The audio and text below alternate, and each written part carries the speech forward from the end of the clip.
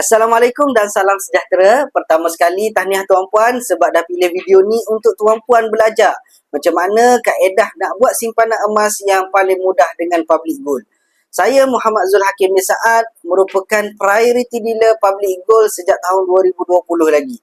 Jadi, untuk video kali ni saya nak ceritakan kaedah yang paling mudah macam mana kita nak simpan emas dengan public gold.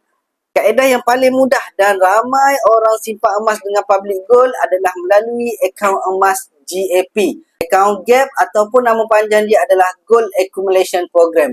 Dengan kaedah ini, kenapa senang? Sebab kita boleh mula simpan emas serendah RM100 sahaja ataupun serendah 1 gram. Kita boleh senang nak beli, senang nak jual dan senang nak keluarkan dalam bentuk fizikal macam ni. Ini adalah emas-emas public gold 1 gram yang saya telah keluarkan secara fizikal. Dan yang paling penting, simpanan emas melalui akaun GAP ini adalah kaedah yang patuh syariah. Untuk simpan emas dengan public gold ni, kita tak perlukan modal yang besar.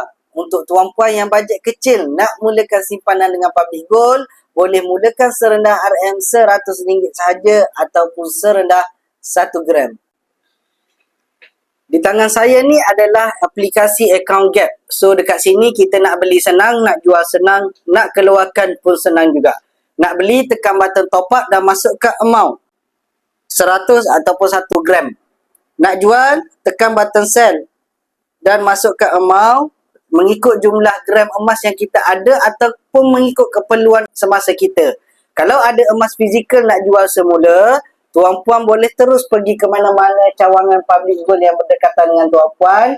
Okey, kalau nak jual dekat kedai lain, boleh tak? Boleh tuan-puan, tetapi saya rekomenkan tuan-puan jual dekat public gold.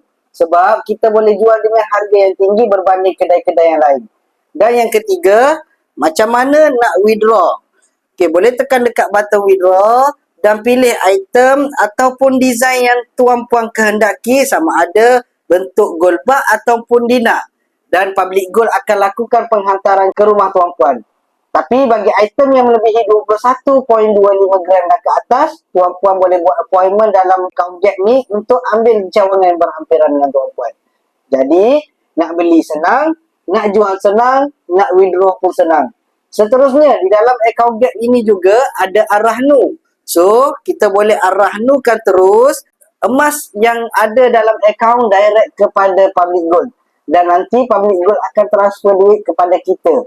Dan ada beberapa tempoh masa untuk kita tebus semula emas tersebut. Kemudian emas tersebut akan masuk semula ke dalam akaun GAP kita. Kalau tuan-puan ada emas fizikal macam saya. Okey, kalau tuan-puan ada emas fizikal macam saya ni, tuan-puan boleh juga walk in ke mana-mana arahnu untuk tuan-puan pajak ataupun jual. Okey, simpan emas dengan public gold ni sangat-sangat senang. Dan ramai penyimpan emas public gold yang menggunakan kaedah akaun GAP. Jadi, tuan-puan jangan buang masa lagi. Tekan link di caption untuk saya bantu tuan-puan register dan terus mulakan simpanan emas pada hari ini. Daftar secara percuma sahaja. Saya akan bantu tuan-puan daripada A sampai Z. Dan yang bestnya, akaun GAP ni kita boleh simpan sebanyak mana emas yang kita nak. Dan kita boleh simpan selama mana yang kita nak di dalam akaun tersebut. Tak ada masalah. Tiada charge yang akan dikenakan ataupun kos upah yang akan dikenakan. Klik link di bio untuk saya bantu anda sebaiknya. Nak beli senang, nak jual senang, nak keluarkan secara fizikal pun senang. Dan yang paling penting, public gold ni dah patuh syariah.